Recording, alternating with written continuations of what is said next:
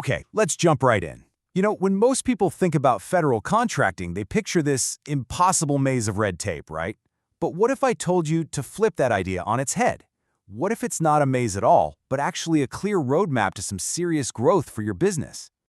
And when I say serious growth, I mean staggering. Just look at this number, $8.7 trillion.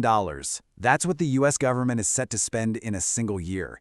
We're not just talking about another market here, we're talking about quite literally the biggest customer on the planet. So let's reframe this whole thing. Just for a second, imagine your perfect client. I'm talking about a client who never misses a payment, who is always looking for new solutions, and who loves to renew long-term contracts. Sounds like a dream, right? Well, that's not some fantasy. That's the US government. And that really gets us to our first big idea here, thinking of the government as the ultimate reliable client. Because, let's be honest, in today's world, everything feels a little shaky. This is all about finding real stability in some pretty unstable times. I mean, just think about the difference compared to the private sector. In the private world, budgets can get slashed overnight, right? You're totally at the mercy of market trends. But the federal marketplace, it's a whole different ballgame. Budgets are approved, they're consistent, and they're tied to huge national priorities. So while private revenue can be a total roller coaster, federal contracts offer this incredibly reliable, predictable stream of income. And this stability really comes down to three key pillars. First, and this is the big one, is just pure stability. The money's there. Federal budgets are guaranteed, even when the economy gets rough. Second is scale. We're not talking about small gigs here. These are often massive, multi-year deals with huge agencies like the Department of Defense. And finally, there's strategic growth. You win one federal contract and suddenly you have this incredible credibility. It's like a seal of approval that opens doors you never even knew were there. Okay, so the opportunity is huge. We get that. But the big question is, how do you even get your foot in the door?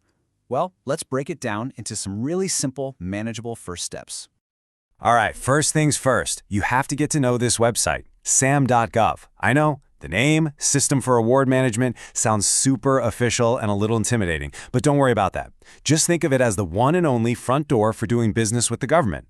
Everybody, and I mean everybody, has to go through here. It is the absolute, non-negotiable first step.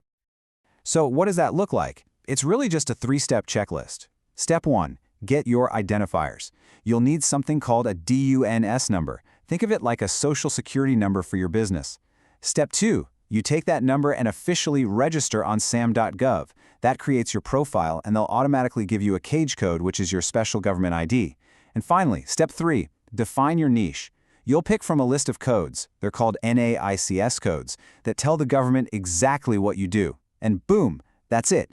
3 simple steps and you are in the system. But, being in the system is one thing. Winning the bid, that's the real prize. And this is where it gets interesting, because it's not just about ticking boxes. It's about crafting a proposal that really makes them sit up and pay attention.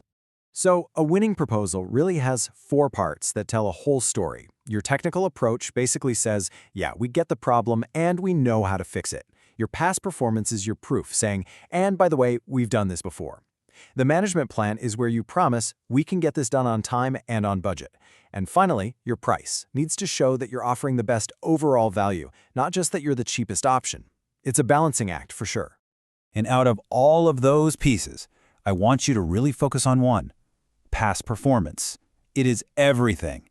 In the federal world, your reputation is your currency.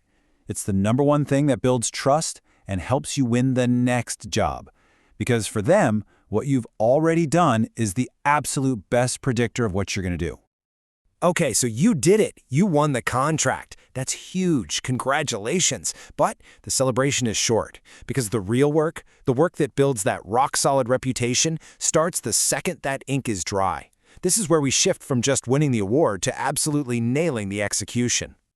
And this is where you're going to hear about something called CPARS. It's a mouthful, Contractor Performance Assessment Reporting System. But all you need to remember is this: it's the government's official report card for your company. And getting a good grade on that report card, that's not just a pat on the back. It is your golden ticket to winning more and more contracts down the line. Let me give you a real-world example. There's this company, TechGuard Solutions. They started out small, but they were smart. They saw that cybersecurity was becoming a huge national priority. So they aligned what they do with that need, and bam, They landed a major contract with Homeland Security.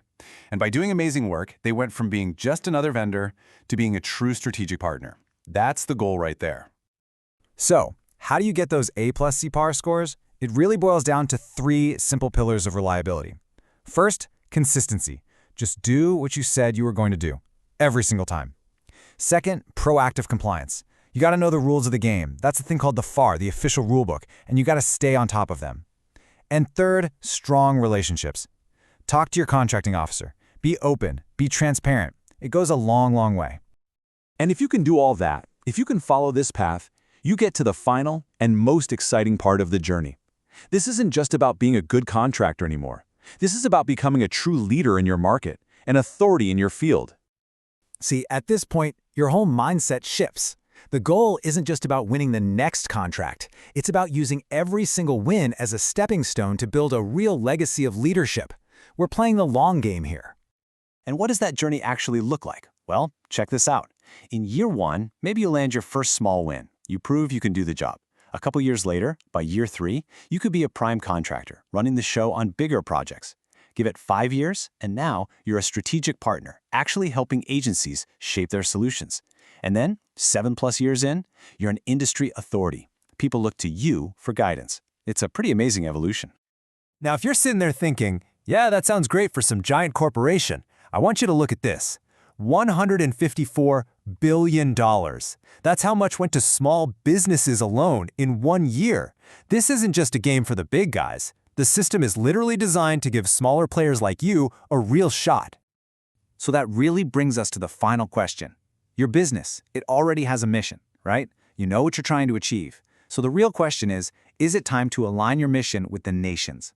The path is laid out, the opportunity is absolutely massive, and honestly, it just might be the single best strategic move you ever make.